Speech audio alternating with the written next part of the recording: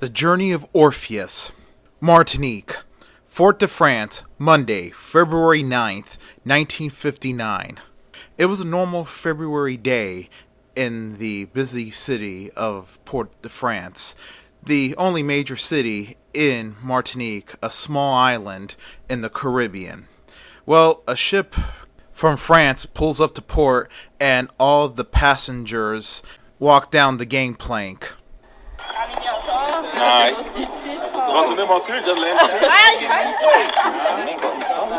Among the passengers was a young woman, probably no more than 22 or 23. She had long blonde hair, bunned tightly up, and sky blue eyes. She was very thin build, but yet very beautiful. As she walks around the port, she had that look of loss, confusion in her face. She really didn't know where to go. As she was walking, she bumps into a local Martiniquean man, frightening him. He says, "Oh!" And then she says to him, "Oh, monsieur, I am terribly sorry. I didn't mean to bump into you like that." Then the Martiniquean man says to her, "It's okay, mademoiselle. It was just a simple accident," he says. Then the young woman notices that Martiniquean man was blind, and she even felt worse for bumping into a blind man. And the blind man quickly figured it out and says, "Oh, don't worry, mademoiselle. Don't let my simple disability fool you. I know my way around Port-au-France like the back of my hand." And then he says to her, "If you need help, I could guide you anywhere you want in this city." The woman says, "Oh, that is good." And then she asks him, "Do you know of a woman named Marie Arnaud?" The man says, "I think I do. This island's pretty small. Everybody knows each other here." Then he goes on to say to the woman, "If you tell me where she lives, I might just point you to the direction where she lives at." Then the woman says, "Oh, she lives in a place called Babylon Hills." The old Martiniquean man says, "Ah, yes, I know where Babylon Hill is." And he points to her with his finger the direction where she should go, and even tells her which trolley to take. She thanks the old Martiniquean man, and she starts walking off. It was a long walk, but she gets to the trolley stop, and she had quickly noticed the festive environment that was going on. It was the days leading up to Carnival, a massive celebration that celebrated all throughout the former French and Spanish-owned colonies, now independent countries in the Caribbean, Latin America, and in Louisiana. It's known as Mardi Gras, and it's still celebrated in France. It usually takes place between Ash Wednesday and Lent, and Ash Wednesday was 2 days away. The entire town was decorated with colorful decorations. Music was everywhere. People were so happy and singing and almost dancing out in the streets. As she waited for the trolley to come, she could see the trolley was covered with confetti and ticker tape of different colors. The trolley stops and more people get on board. That trolley looked overloaded. The trolley conductor, a young man, maybe a couple years older than her, sees her and quickly says to her, "Hey, Blue Eyes, where you going?" She says, "I don't know." And then he says, "Climb on board, I'll take you to your destination." She looks at the trolley and she says, "No, I don't think there's room in there anymore." Then the conductor says, "All right," and then he sets the trolley in motion.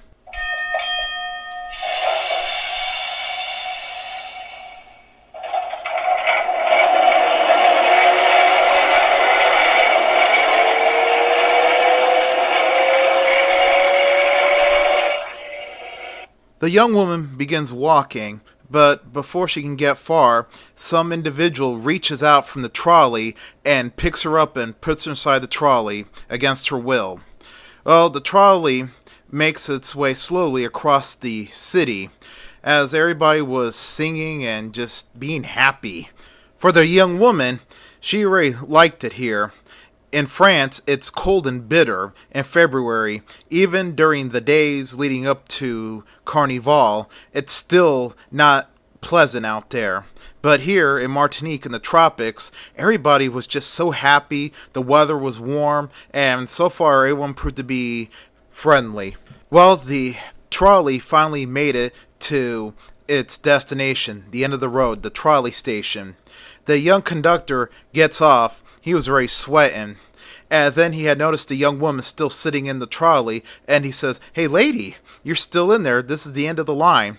She says to the young man, "They told me to stay here to the end of the line." Then the young man helps the young woman off the trolley and begins to introduce himself to her, and he says, "By the way, my name is Orpheus." Orpheus himself was a young man, 26 years old, just shy of 27, tall, average build, curly brown hair, brown eyes. And then the woman introduces herself. "My name is Eurydice." Eurydice was very beautiful, and Orpheus was starting to feel very attracted to her. But there was a problem. Before he could say anything more to her, then he was interrupted by another employee of the trolley line. His name was Hermes, a middle-aged Martiniquean man with cloud white hair. And he says to Orpheus, "Orpheus, if you want to get paid today, you better go to the pay window before it closes." Then Orpheus says, "Sure thing, Hermes." And then Orpheus introduces Eurydice to Hermes, and he says, "Eurydice, this is Hermes. Hermes, this is Eurydice." And then Orpheus goes on to say to Eurydice, "Well, Eurydice, Hermes is the wisest man here. If you want to know anything, Hermes is your man. He knows everything and everyone on this island." And then he says to Eurydice, "If you excuse me, Eurydice, I gotta go get paid." And then she says bye to Orpheus, and Orpheus waves bye back to her. And then Hermes says, "You're new to this island. I've never seen you before." Eurydice says to Hermes, "Yes, I just came from France, and I'm here to look for my cousin. Do you happen to know her? Her name is Marie Arnaud." Then Hermes says, "Yes, I know Marie Arnaud. She lives up there in Babylon Hills." Then Eurydice asks Hermes, "Well, Hermes, how do I get up to Babylon Hills?" Hermes points to her the direction and tells her to climb those steps. And then he goes on to say to her, "If you need any more help, you could come down here to the trolley station. I live behind the trolley station. I keep watch over it." Then Eurydice says, "Thank you, Hermes." Well, at the pay window, all the other conductors were there grabbing their paychecks, and they had noticed that Orpheus was talking to that young woman. And one of the guys says, "Wow, Orpheus, you do have great taste in women," he says to Orpheus. Orpheus says, "I was just helping her. She's new in town." Then another of the conductors says, "Sure, you were helping her." And then the paymaster says, from his window, "Well, Orpheus, don't let Josephine see her, or else you'd be in deep trouble." Then Josephine comes walking up screaming, "You, Orpheus!" And then as she was walking past Hermes and Eurydice, she had noticed Eurydice with Hermes, and then she says to Hermes, "Oh, Daddy!" Daddy being what a lot of the young women affectionately call Hermes around the area, and goes on to say to him, "Isn't she a little young for you?" Then Hermes says to Josephine, "It's not the youth that makes the woman, it's the sweetness." Josephine says, "Sure, she's young enough to be your granddaughter." And then she walks off. And then Hermes says to Eurydice, "You just ignore her. She's just a different kind of woman," he says to her. Then he tells her where to find Marie. And then Eurydice says, "Thank you, Hermes." And then she walks off. Well, sure enough, Josephine comes right up to Orpheus, and she says, "I know you got paid today, honey." Orpheus says to Josephine, "It never fails. You seem to know my pay schedule more than I do." Then she says, "Sure, Orpheus, because you have to buy me my ring today. Remember, we're supposed to get married." Then Orpheus says to her, "Wait a minute, I gotta get my guitar out of the pawn shop today. I need it for Carnival. Plus," he goes on to say to her, "I have to pay for the wedding registry at the Hall of Records." Then Josephine says, "All right, I'll buy the wedding ring, and then all you have to focus on is paying for the wedding registry. He says, alright, that's better. Josephine was a woman the same age as Orpheus, but unlike Eurydice, she was a mixed woman. Her mother was black, her father was white. She had a very dark olive complexion and jet black hair that she had tightened back in a tight ponytail. And then they wander off. Well, at the pawn shop, it was very busy as a lot of people were pawning or trying to get their stuff back. Well, Orpheus got his guitar back, and then as he wandered off, a local man was haggling him if he wanted to buy a phonograph player, but he told the guy he was not interested. Then him and Josephine go out to the registry office where they were registering to get married. There, Orpheus gives his name, and he says, my name is Orpheus Dumas, and Josephine says, Josephine La Pierre. Then the registrar looks at them both, and he says, like Orpheus and Eurydice. Then Orpheus looks at him shocked, and Josephine gives him an angry look back, and she says to Orpheus angrily, who's Eurydice? Then the registrar said, oh, Orpheus and Eurydice, from Greek legends. The legend says that Orpheus will always love Eurydice. Then Josephine says, listen to me, Orpheus. There better not be a woman named Eurydice. If I hear you with another woman, there's going to be real problems. Then the register said, I'm terribly sorry to cause such trouble. Like I said, just old Greek legend, many thousands of years old.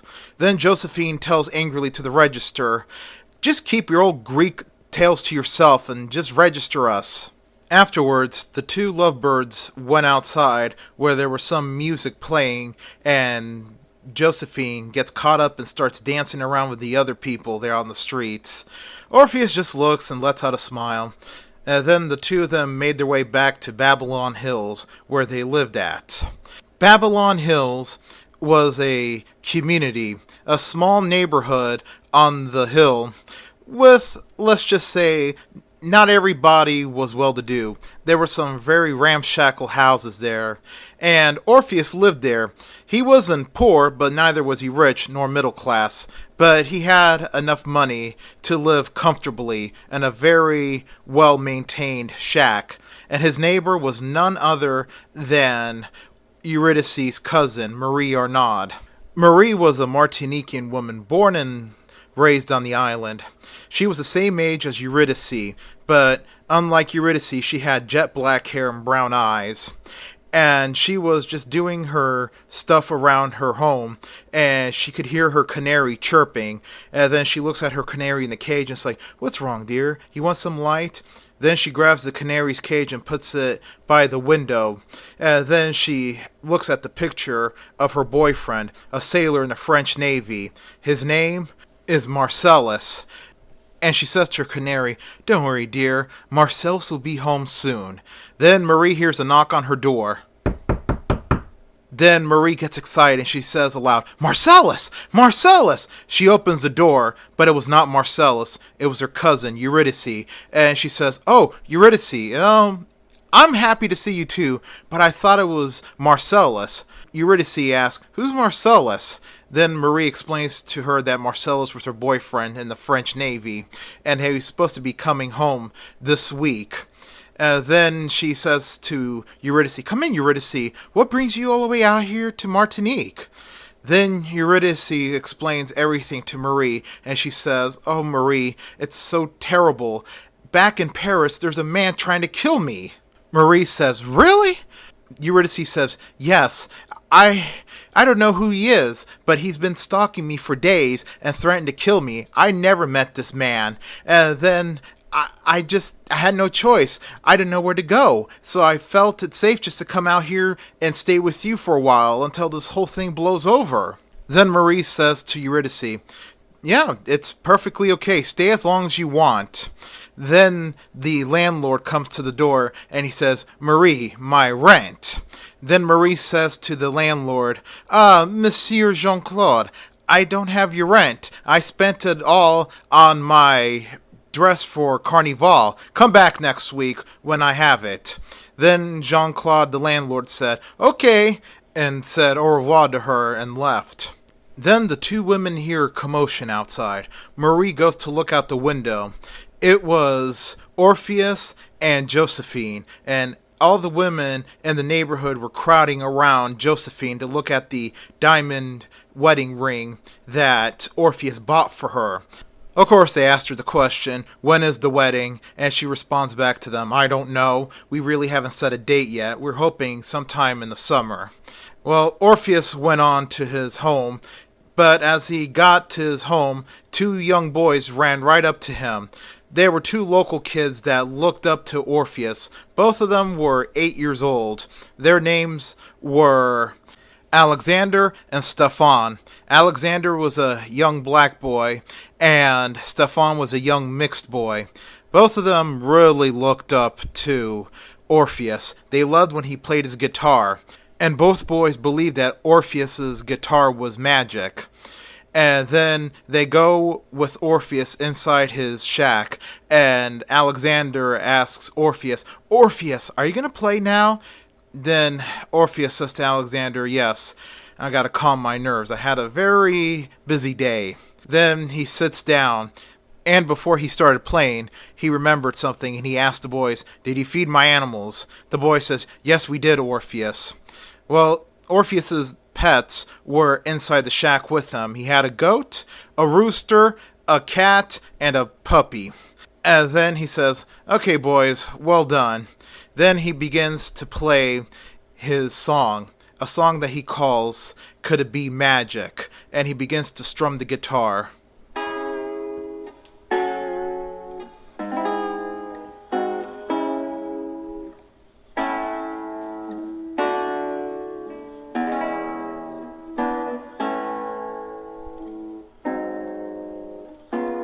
And as he was playing his guitar, all of a sudden it got quiet in the shack.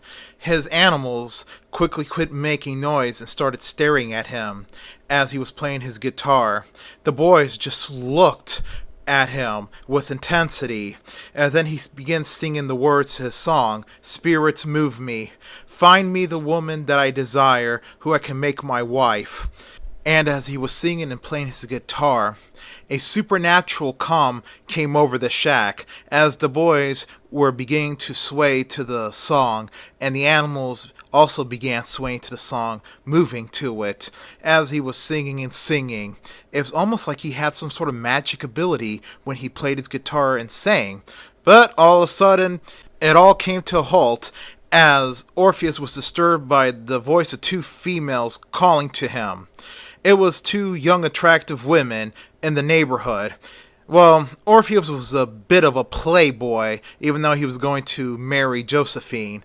And he tells the boys, "Don't tell them I was here. I'm going to slip out the back way." The boy says, "Okay, Orpheus." And Orpheus runs off. The two women run inside the shack, and they ask the boys, "Alexander, Stefan, where did Orpheus run off to?" Alexander says, "I don't know." Stefan says, "I haven't seen him all day." The women were suspicious of them, thinking that they were lying. And then the one woman says, "Okay, if you boys see him, tell them that we're looking for him." They said, "Okay," and the women left. And then Stefan picks up the guitar and starts playing the same song as Orpheus was playing before. And he says, "Look, I can do it. I can do it just as good as Orpheus." Alexander says, "No, you can't." Stefan says, "Yes, I can. I know how to play guitar too." Well, Orpheus ran next door to Marie's house to hide from those two women. And as he goes inside Marie's house, all of a sudden, he sees Eurydice and he says, "Eurydice, fancy meeting you here." Eurydice lets out a smile and says, "Orpheus, I didn't know you lived out here." Then Orpheus says to her, "Yes, I live right next door to her." Then he asks her, "So, what are you doing here?" Then she says, "Marie's my cousin. I'm staying here for a little bit until I return to France." Then Orpheus says, "That's wonderful. So in other words, I get to see plenty of you for a while," he says. Eurydice lets out a smile and she says, "Well, yeah." Then Marie comes walking into the home and she says, Orpheus, I see that you met my beautiful cousin from Paris. Her name is Eurydice. Then Orpheus says, yes, I bumped into her earlier in the day when she was taking the trolley. Then Marie lets out a big smile, and then she goes on to ask Orpheus, Orpheus, did you hear anything in town today about any ships from the French Navy coming into port? Then Orpheus says to Marie, no, I haven't. I kept an ear out for you and I asked around. Nobody knows anything about any naval ships from France coming in. But then he goes on to say to Marie, don't worry, Marcel's will probably be here tonight, he says to her. Then he bids the two women goodbye and leaves. Then Eurydice smiles after he left, and she says to Marie, my God, I think I'm falling for him. I heard him playing guitar next door and singing. He's very talented. Then Marie says, yes, he is, and he's single. Eurydice says, really? Then Marie says, yes. Don't worry, you'll see plenty of him around, she says with a big smile on her face. Well, Orpheus goes back to his home, and the boys were there playing his guitar. Then they quickly give Orpheus his guitar back, and then Stefan asks, Orpheus, what are those engravings in your guitar? And then Orpheus explains to the boys, well, this says here that Orpheus is my master. My grandfather made this guitar. He was a talented guitar maker, whose name happened to be Orpheus. Then he handed it down to my father, who he named Orpheus, and then my father handed it down to me. Then Alexander says, Stefan, we gotta get home because tonight's the rehearsal. Then Orpheus says, oh my God, I forgot about the rehearsals. Maybe I'll skip it tonight. Then Stefan says, no, you can't skip it. You're the most important part of the parade.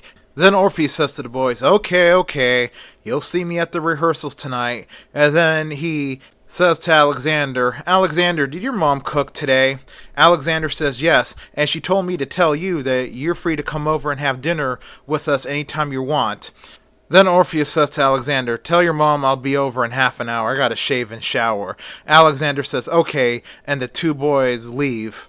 Well, it was nighttime, and half of the neighborhood was gathered there for the rehearsals for Carnival. They were going to compete in the parade. And of course, Eurydice was there to watch her cousin rehearse. Then the women began the traditional Beguine dance as they began dancing. And in the group of the dancing women was both Marie and Josephine.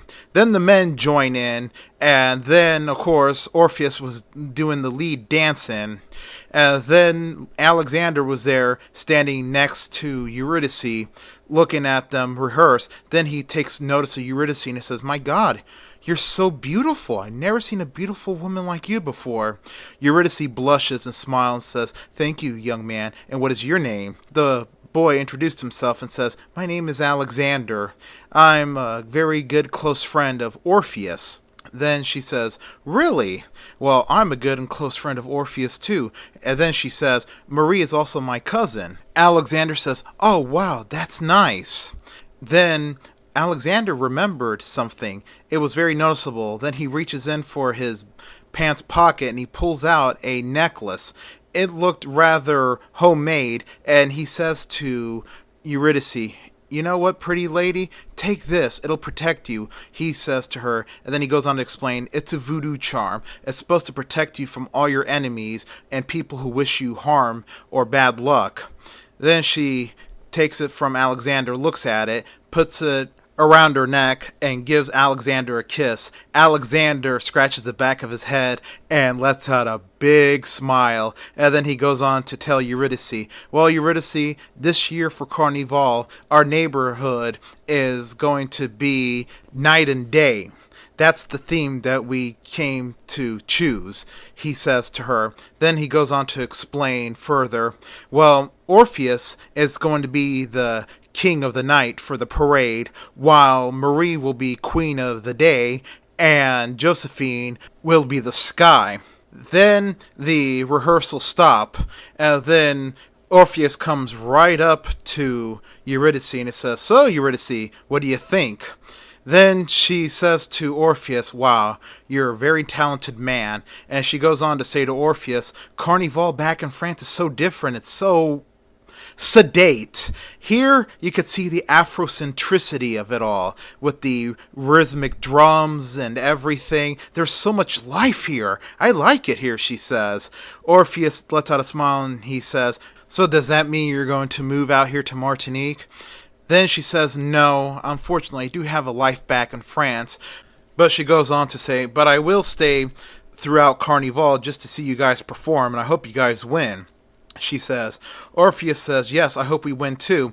Then Orpheus says, "I have an idea." Then he grabs Eurydice by the hand and takes her to a shack.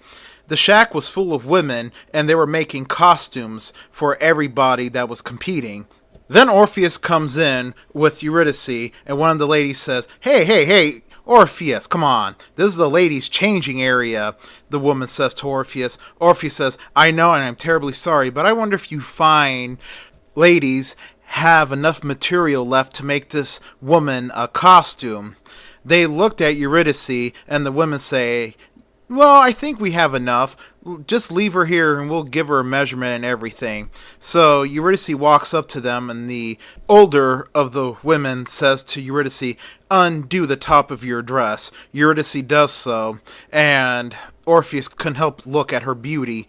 And then one of the other women says to Orpheus, "Okay, Romeo, get out of here before Josephine finds out you have another woman." Orpheus says, "I do not have another woman," as he was walking out, and he says, "See you soon, Eurydice." Then Eurydice asked the women in there as they were fitting her, and she says, "Who is Josephine, and what do you mean, another woman?"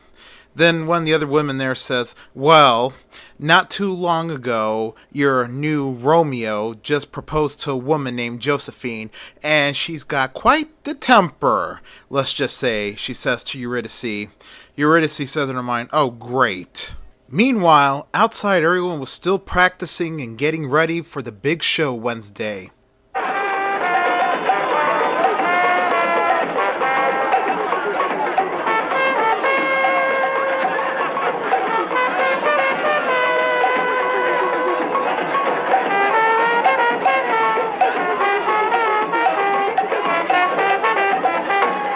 And as the people were doing that outside, unbeknownst to them, moving in the crowd, was a man dressed in a colorful Grim Reaper costume with a skull mask. Who was this individual that was just wandering around dressed so sinisterly? Well, he was looking for somebody, and it doesn't take much detective work to figure out who he was looking for. He was looking for Eurydice. Well, meanwhile, in the shack where Eurydice was getting fitted for her costume, all the girls were talking and asking her questions, and Eurydice was happy, smiling, and then she turned her head to the left to look towards the door, and she saw, standing at the doorway, the man in the Grim Reaper costume. Eurydice quickly knew who it was, and she lets out a blood-curdling scream, scaring the women in there with her, and they're asking her, "Eurydice, what's going on?" Eurydice just kept screaming and pointing at the door, and the man in the costume ran off. Of course, Orpheus heard the scream, and everybody else did too, and the music stopped. Orpheus ran screaming, "Eurydice! Eurydice!" Orpheus arrives at the shack, where Eurydice was in hysterics. Her cousin was trying to calm her down along with the other women, and she says to them aloud, "He's here! He's here! The man who's trying to kill me is here!" And she takes off running. Of course, someone else heard her scream and run. Coming from the other room in the shack was Josephine. She was getting fitted for her costume, and she asked the other women and Orpheus, "What's going on? Who's that girl that's running and screaming?" And then Orpheus goes running after Eurydice, screaming her name. Josephine quickly got angry, and she's like, Who is she? And why is my man running after her?" Well, Eurydice was running through the darkened hillside. It was pitch black. There was no moon, no light, and a killer behind her. The question is, where was he? She was so terrified. As she was running and screaming for help, she runs to a dead end to a makeshift wall. There was nowhere to go. She started screaming even louder, screaming for Orpheus, and the man in the costume was coming closer to her. Suddenly, Orpheus scales the wall and jumps in between Eurydice and the masked man. Orpheus quickly pulls out a knife and he says to the man, "Okay, you back off away from her or else I'm gonna run this up where the sun don't shine." The man started to back up and he says to Orpheus, "You do well to protect her, but you can't always protect her. I will come for her soon. In the meantime, take good care of my woman." And the masked man runs off into the darkness. Orpheus puts away his knife and quickly turns towards Eurydice, comforting her. Eurydice collapses in his arms and starts crying her eyes out. And Orpheus says, "It's okay, Eurydice. It's okay. I'm here. I'm here. Come on. Let's go back to the neighborhood," said Orpheus. As they were walking away together, Eurydice just kept crying over and over again, "I can't believe he followed me here. How did he find me? How did he find me? I fled France to get away from him." Well, they made it back to the area where everybody was rehearsing, and everybody ran up to them and started asking them questions and everything. And Orpheus says to everybody, "It's okay, the guy ran off. She's okay." Then Alexander's parents come up to Orpheus and ask him, "Orpheus, have you seen our son Alexander?" Orpheus says, "No, he was having fun and dancing with the other kids in the rehearsal. Where did he run off to?" Then an old woman comes up. It was Stephane's grandmother, and she asks Orpheus, "Orpheus, where's Stephane?" Then Orpheus says, "I don't know. He was probably with Alexander. Those two are inseparable." Then from out of the darkness comes Stephane. He had some blood on him, and he says to everybody, It's Alexander. He's badly hurt." Then Orpheus lets go of Eurydice, and he says to Stephane, "Stephane, show me where he's at." Stephane guides Orpheus to Alexander. Alexander was laying on the ground. He had blood on his head, and Orpheus picks him up and carries him back to everybody else.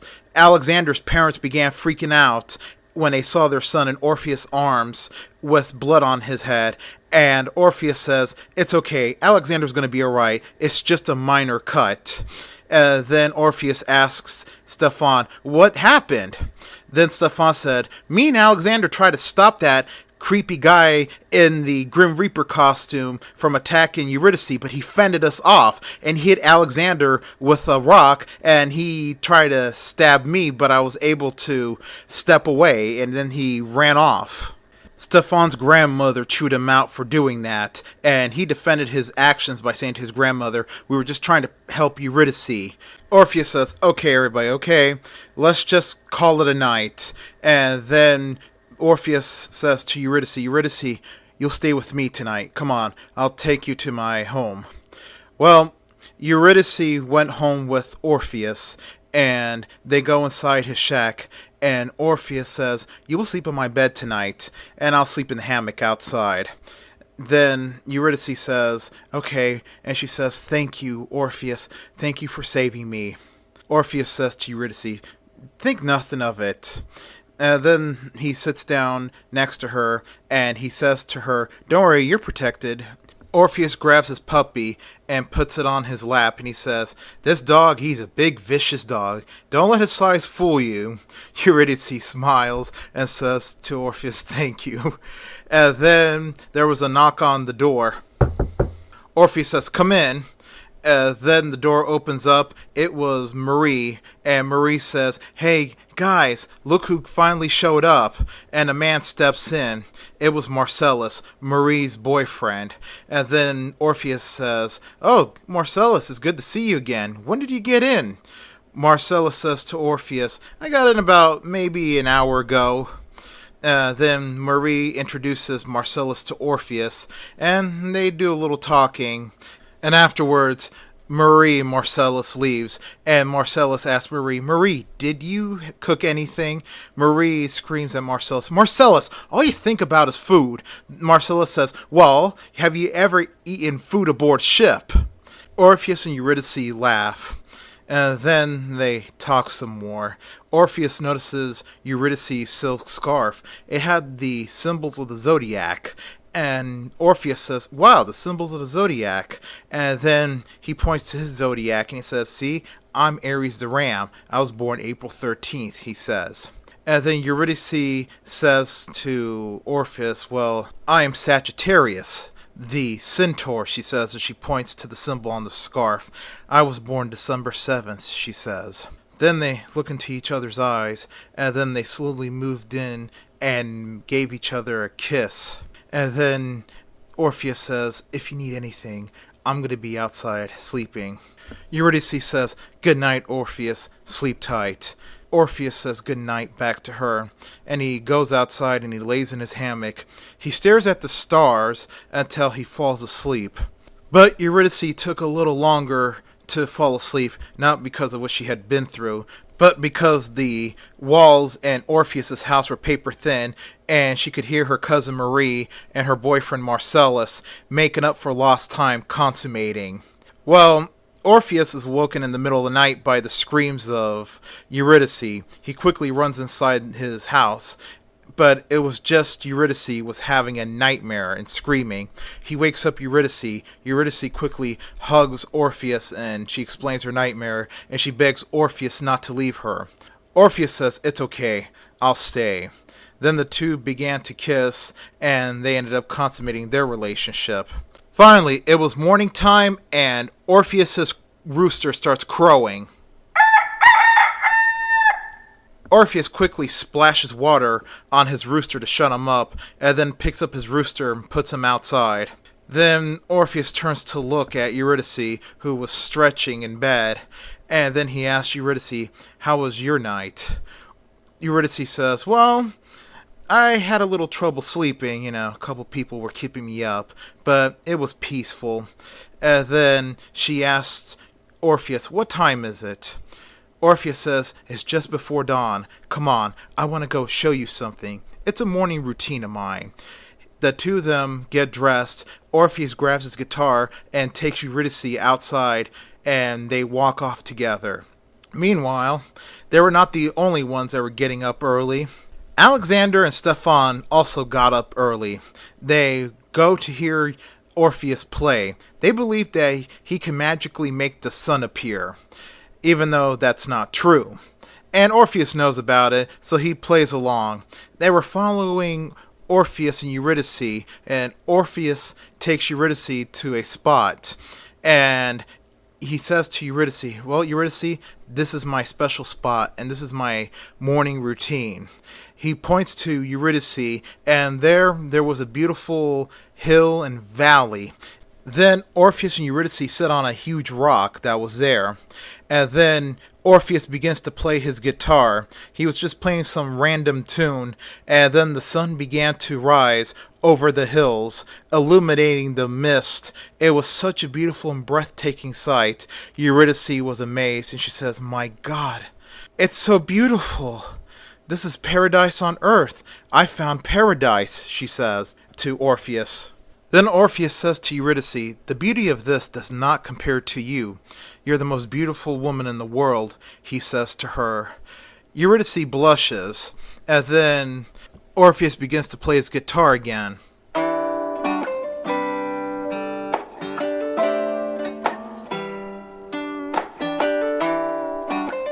And he begins to sing to her a sweet serenade. The boys were hidden in the bushes, looking at the whole scene, smiling and giggling at each other. Then they run back to the neighborhood. Meanwhile, that morning, Marie was feeding her boyfriend Marcellus, who was wolfing down his food. Then he asked Marie, do you have any drinks, like orange juice or possibly soda? Then she says, let me go see Marcellus. Then she pulls out some orange juice and pours it in a glass for him. And he says to her, thank you. And then she screams at Marcellus, that's all you do is eat.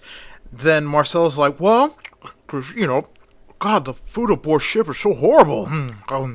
Then Marie tells Marcellus that she's going to check on her cousin. Then she leaves her home and walks right over to Orpheus's home. Well, she sees that the outdoor shower was running. Then she asked if any of them were there. Eurydice says, "I'm here," and then she looks over the wall of the outdoor shower, followed by Orpheus. Both of them were taking a shower together. Marie smiles and is like, "Oh, you too." Then Orpheus smiles and he says, "Give us a moment, Marie." Then Marie says to Orpheus, "Well, when you're done scrubbing down my cousin, please send her to my house." Orpheus shouts, "Will do." Moments later, at Marie's house, Marie was explaining to Eurydice that she was not going to participate in Carnival this year due to the fact that Marcellus was going to ship out the next morning and that she wanted Eurydice to take her place. And she says to Eurydice, "Eurydice, you're a good dancer. You saw how easy it is to dance Beguine. Anyone could do that," she says. Eurydice was very hesitant, but Marie convinced her, and she says to Eurydice, "Come on, Eurydice. I want to spend as much time as I can with Marcellus, plus there's always next year." Eurydice is like, "Okay, I'll do it." Then Marie says, "Excellent. I made some alterations to my costume," she says. She grabs the tiara and had attached to it a veil, and she says to Eurydice, "This will disguise you, so that way Josephine doesn't know that it's not me dancing," she says to Eurydice. And then she says to her also, "Plus, don't tell Orpheus. Surprise him." Meanwhile, back at Orpheus's house, Josephine was confronting Orpheus, saying, "I don't know who's that girl you're with, but you better quit seeing her, or else there's going to be severe problems." Then she sees Eurydice's silk scarf on the table, and she says angrily, "Oh, so this is her scarf. It's ugly," and then she tears it. Afterwards, she points her finger to Orpheus and she says, "Remember who you're marrying, mister." And then she storms out of his house. Later on, it was evening, and Orpheus was sitting in a bench that was behind his house. Even though he was living pretty much in the shack, he had a view from his house that many people would pay top dollar for. He had a view that overlooked the Caribbean Sea, and the sun was beginning to set into the Caribbean Sea. Eurydice was sitting next to him as a gentle breeze was blowing from the sea, and Orpheus was playing his guitar, serenading Eurydice. Eurydice smiles and says, "Orpheus, my God, Orpheus, you're such a talented man. You play with so much heart and soul with your guitar. It's almost magical," she says to him. Orpheus smiles and says to her, "Eurydice, you are my muse. If I was an artist, I would paint nothing but portraits of you," he says to her. Eurydice smiles, and the two begin to kiss passionately again as the sun was setting. The next morning, everyone was getting ready to go down to Carnival. As everyone was getting in their costumes, Orpheus had gotten his costume. His costume looked like a Greek-Roman kind of armor, silver, with rhinestones to represent stars and a giant crescent moon on the chest. As he puts on his crown, the boys come running in to his house, and they say, "Orpheus, we're here to help you carry the sun down." In Orpheus' house, there was a giant decorative gold sun. The boys got each side of it, and Orpheus got behind it, and he helped them carry it out. Then everyone started to make their way down, including Eurydice, who was veiled, and everyone thought it was Marie. Well, as they were leaving, Marie and Marcellus were looking out the window, waving by, not making noise so they wouldn't draw attention. Well, Carnival was here, and there were celebrations all over the streets.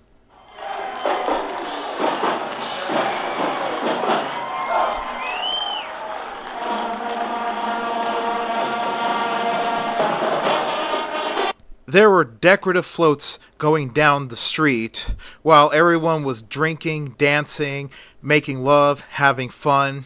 and wearing elaborate costumes. And as the sun was beginning to set, so began the Beguine dancing contest between neighborhoods and schools. And everyone started showing their stuff with their elaborate costumes and dancing. After a while, it was Babylon Hill's turn. And so Orpheus begins to lead in the Beguine dance as the musicians were playing the songs, and everybody else started joining into the dance with their elaborate costumes. Orpheus being the king of the night, and Eurydice, who everyone still thought it was Marie, the queen of the day, and Josephine, the sky. She was wearing a beautiful sky blue dress with a white wig to represent a cloud. During the dance, Eurydice made it known that it was her. She quickly lifted the veil, and Orpheus saw her face. She let out a smile and a wink and lets the veil back down.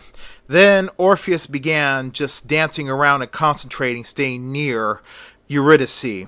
Of course, Josephine quickly takes notice as she dances her way over to Orpheus, and she says to Orpheus, "Orpheus, what are you doing? You're supposed to be with me. Why are you so close to Marie?" And then Orpheus says with a very stern voice, "Josephine, get back to your place."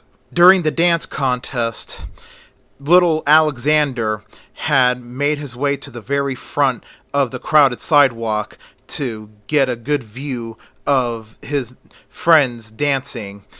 And also, there in the very front was none other than Marie and her boyfriend Marcellus cheering on everybody. And also, there was another person there. It was the killer. He was there too, watching, plotting. And then he had noticed that Marie and Marcellus were there in the sidewalk. Then he quickly realized that the woman that was dancing with Orpheus was his target, Eurydice. Well, the dance contest was over, and Babylon Hills won, and the judges called through the bullhorn Orpheus to come to the judges' station. Orpheus quickly excuses himself and runs over to claim the prize. Then he steps up to the microphone and gives a quick speech thanking everyone for their hard work and dedication throughout the year. As he was doing that, Josephine had noticed Marie and Marcellus on the sidewalk cheering. Then she quickly goes over to Eurydice and grabs the tiara and pulls off the veiled tiara to see that it was Eurydice. And she said angrily, "You!" Then she tried to strangle Eurydice, but Eurydice broke free from her hold. But during the process, her protective necklace that little Alexander made for her got pulled off. Alexander was watching the whole thing unfold. He looks around for help. Then he noticed the costume killer was there on the sidewalk, and he was ready to make his move. He goes quickly to look for Orpheus, and there on the ground he happened to spot his protective necklace that he made for Eurydice, and he says, "Oh no, Eurydice doesn't have her magic necklace. She's in danger." Finally, he finds Orpheus, and he says to Orpheus, "Orpheus, it's Eurydice. She's in trouble. Josephine discovered everything, and that man in the Grim Reaper costume has also found her." Orpheus says, "Oh no." Orpheus quickly gives the trophy over to one of the members of the group and starts running, while Eurydice was fleeing from the angry Josephine. And of course, Marie had noticed the whole thing, and she tried to cross the line to help, but the police stopped her. She was saying to the police, "Let me go, my cousin, she's in trouble." And the policeman said, "I'm sorry, ma'am, you can't cross the line." Her and Marcellus tried to fight the cop, but the cop quickly overpowered them. Marie lets out a scream, saying, "Someone help, help, my cousin is under attack." During the foot chase, Josephine grabs a wine bottle from one of the partiers, and then she smashes it so she could use it to stab Eurydice. During the chase, Eurydice discovers the killer, and now she's being pursued by two people, the angry Josephine and the killer. She managed to lose Josephine, but she couldn't shake the killer. She runs all the way to the trolley station. It was dark, just maybe one or two pieces of lighting that was just barely illuminating the place. She climbs on top of one of the trolleys, hanging on to the power cable. She was hoping the killer wouldn't find her. Then the killer was in the trolley station. He was walking slowly, looking for her, and he says, with his voice being muffled by his skull mask, come out, wherever you are, my pretty. I'm here to see you. Come out, I have come for you. Then Eurydice hears a welcoming voice. It was Orpheus. Orpheus was shouting, Eurydice, where are you? Eurydice screams to Orpheus, I'm here, Orpheus, he's here. Orpheus can see Jack in that darkened trolley station, so he goes over to the electrical panel and flips the giant switch to activate the lights. But the switch also activates the power to the cables that power the cable cars. And since Eurydice was holding the power cable and she was standing barefoot on a metal roof of a trolley, the math was simple. She was electrocuted to death. Then Orpheus saw in horror what he had done, and he says, screaming to Eurydice, Oh my God, Eurydice! Then the masked killer comes up behind Orpheus and begins to taunt him, telling him how he failed her and how he was a bumbling idiot and did his job for him. Orpheus quickly turns around, grabs the killer by the collar of his costume, and flings the killer violently against the electrical panel. Then a giant short circuit happened.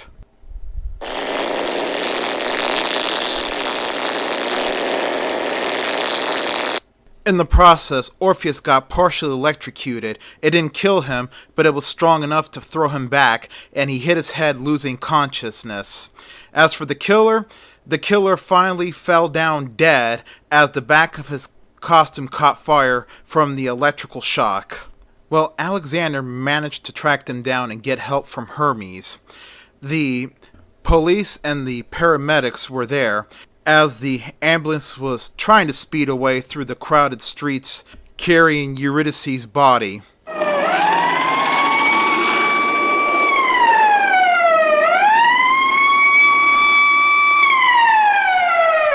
Finally, Orpheus regains consciousness as Alexander was calling his name. Orpheus! Orpheus! He says to Hermes, Hermes, Orpheus is coming too. Orpheus lets out a few moans. Ugh. Then he quickly opens his eyes and sits up and screams, Eurydice! Then Hermes says to Orpheus, forget it, she's dead. Orpheus then says to Hermes, no, she's not. I refuse to believe it. One of the paramedics was still there, who was looking after Orpheus, and he says to Orpheus, yes, my friend, she is dead. She was electrocuted, like that other guy that was flung against the electrical panel there. It's going to take us a while to identify who he is. And as for you, sir, he says, you are very lucky you didn't get killed. Then he asked the paramedic, where did you take her? Oh, we just took her to one of the nearby hospitals. I don't know which one, he says. Then Orpheus says to Hermes, I gotta go. I gotta find her. Hermes says to Orpheus, forget it, my friend. She's dead. Then Orpheus says, no, I have to see it for myself. Then he runs off. But he was not alone. Little Alexander ran right behind him, screaming, Orpheus! Orpheus, wait! Forget it, man! Orpheus runs through the crowded streets of Carnival as the parades and the festivities was winding down. Everybody was starting to lay down in the spots that they were standing in to sleep off their drunkenness. As Orpheus was running through, screaming Eurydice's name, Eurydice! Eurydice! Finally, Orpheus makes it to one of the nearby hospitals. He sees an elevator closing, and he saw what looked like the cape from the sun costume that Eurydice was wearing that was stuck outside the elevator door. So Orpheus ran up the stairs chasing the elevator until he reached the fifth floor where the elevator stopped. He saw the cape of the costume on the ground, and then he saw the nurses helping a woman in a gold dress just like the one Eurydice wore. Even this woman was blonde haired. Then Orpheus runs up to the woman screaming, "Eurydice! Eurydice!" Then the woman slowly turns around. Even her face was bloodied. It wasn't Eurydice. It was just some other woman. Orpheus then apologizes to them, and he says to them, "Oh, I'm terribly sorry. I thought it was somebody that I know." Then he goes back down the stairs and leaves the hospital. And there, little Alexander runs up to him, asking him if he found Eurydice. Orpheus says no, and he says, "I don't care if it takes me all night. I will find her." So Orpheus and Alexander searched all over the area looking for Eurydice. They eventually made it to a giant brawl that was happening in the streets that the police were breaking up. Then Orpheus asked one of the arresting officers, "Excuse me, officer, I need to report a missing person." The officer says, "Sure, buddy. Missing persons? Our police station's just around the corner. You go to the 12th floor to the missing persons department, talk with the secretary there, she will help you." Then the officer says to Orpheus, "Wait a minute, you're that guy Orpheus, Babylon Hills, tonight's dance competition. That was pretty cool. I'm glad you guys won. I was rooting for you guys." Orpheus says to the policeman, "Thank you, sir." And then he walks off with Alexander. As they make it to the front of the police station, Orpheus tells Alexander, "Wait out here. I shouldn't be long." So Orpheus goes into the police station. It was quiet, dead quiet. He takes the elevator to the 12th floor. There was an old man that was sweeping the floor, and he was looking around. There was not a soul in there, just except for him and the old janitor. Then he goes up to the janitor and asks the janitor, "Excuse me, sir, is this the missing persons department?" The janitor says, "Yes, sir, you have a missing person to report?" Orpheus looks puzzled and says, "Yeah, but where's everybody? The policeman outside told me that there was going to be a secretary here." The old janitor says, "Oh no, monsieur, there's not going to be anybody here until the morning," he says to Orpheus. And then he tells Orpheus, "Besides, here's the missing persons department. Look in that office," he tells Orpheus. Orpheus looks in there, and he sees a giant mountain load of folders. And the old janitor tells Orpheus, "See that? Those are people who are missing. They never find anybody," said the janitor. Then Orpheus says, "Then what am I to do? I don't know if my woman is even alive or dead." Then the janitor says to Orpheus, "I understand your pain, young man. Come with me. I can help you." Orpheus, having no other choice, followed the old janitor. As they walked down the giant spiral staircase, they had finally made it to the bottom, and they made it outside behind the police station. Orpheus says to the janitor, "I'm not disturbing your work, aren't I?" The janitor said, "No, my shift is done anyways." So they walked down the quiet, dark, and desolate street. And they got to a building there, and there was a fence and the gate. And then, all of a sudden, a giant German shepherd starts barking from behind the fence, frightening Orpheus. The janitor says to the dog, "Cerberus, down boy, down Cerberus." The dog listens to the janitor's command. The janitor opens the gate, and both men enter the gate, and the gate closes behind them. Alexander runs to the gate, but he was left out, and the German shepherd was barking at him. It wouldn't let him pass. So Alexander decided to wait as long as he can. Inside the building was a voodoo ceremony that was going on. It was big, it was elaborate.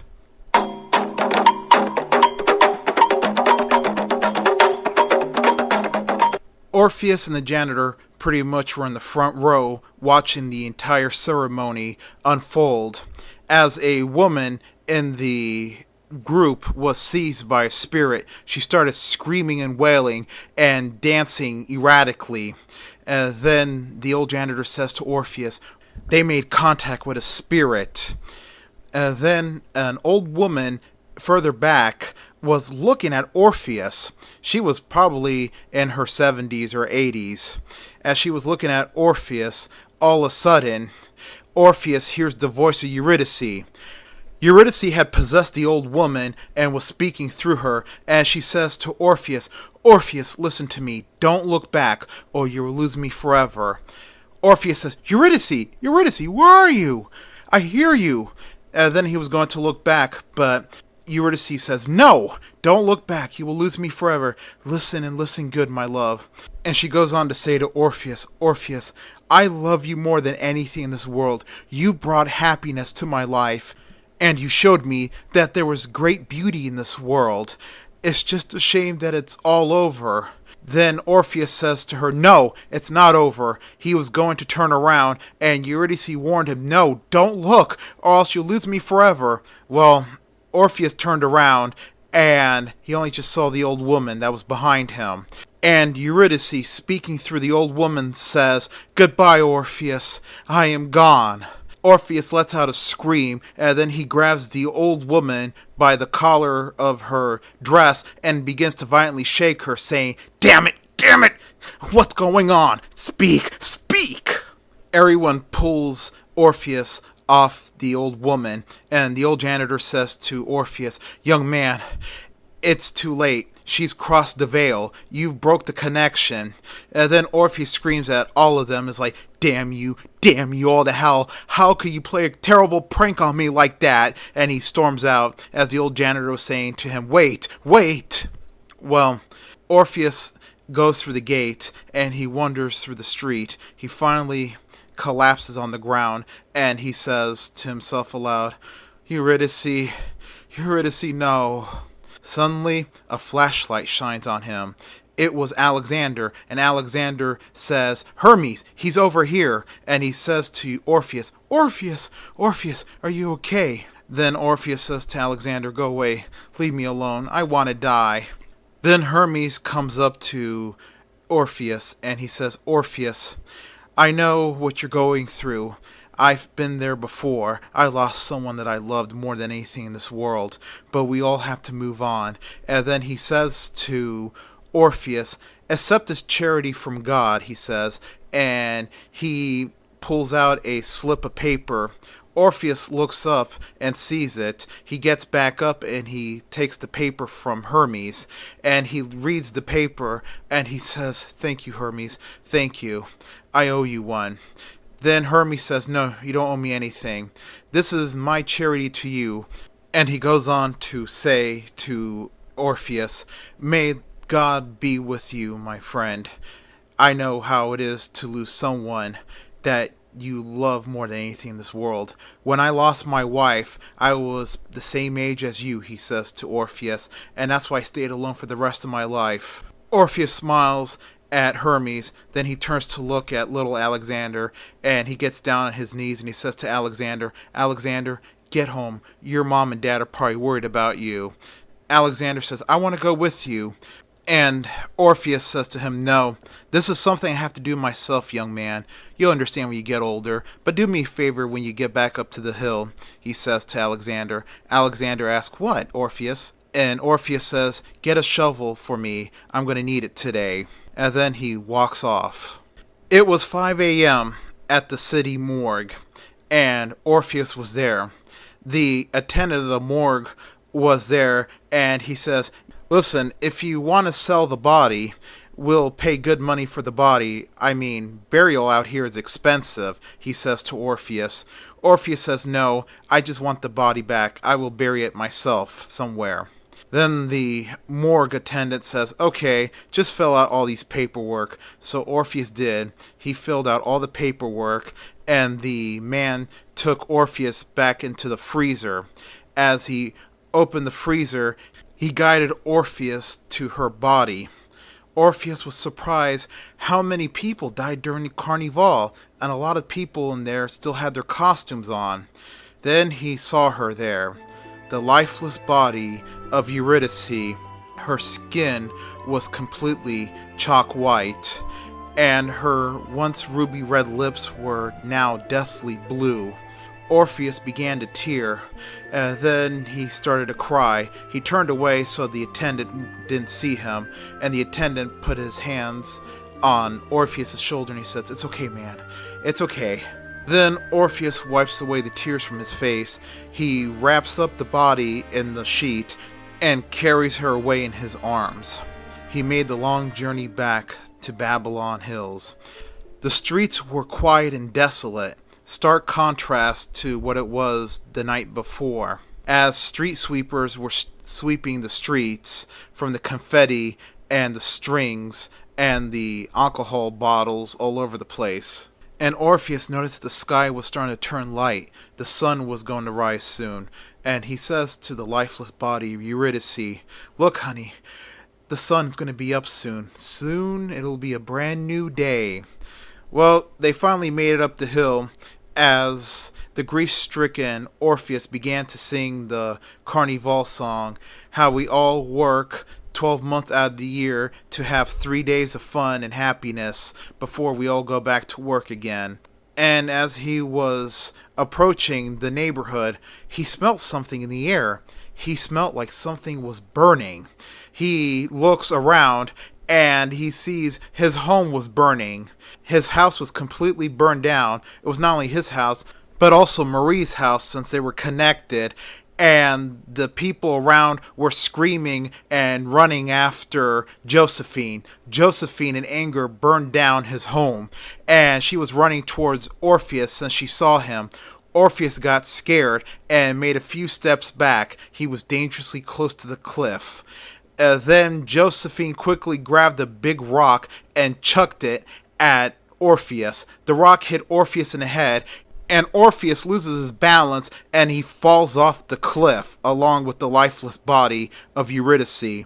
As he took a nasty fumble, then he completely fell and hit the ground below with a loud thud, and Eurydice's body fell on top of him. Everybody looked down, and Josephine let out a scream saying, "Oh God, no, no!" And Marie says, "Oh my God, you killed them. You killed them both," as everybody started screaming at Josephine. While that was happening, at the hillside where Orpheus showed Eurydice the sunrise, Stefan was there waiting. He felt it was his responsibility now to play the music to make the sun rise.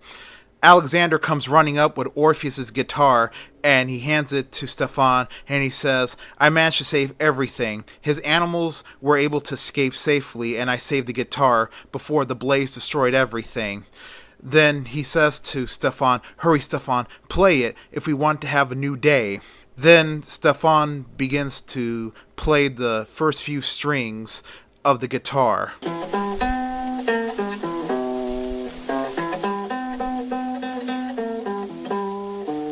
Then the boys were disturbed by a local little girl who comes running up to them, and she says, "What are you boys doing?" Alexander says to her, "Shut up and go away." Then Stefan plays the first few strings again of the same song, and all of a sudden, the guitar began to shimmer with some sort of magical energy, surprising the kids. Then Stefan began playing the guitar masterfully, just like Orpheus did.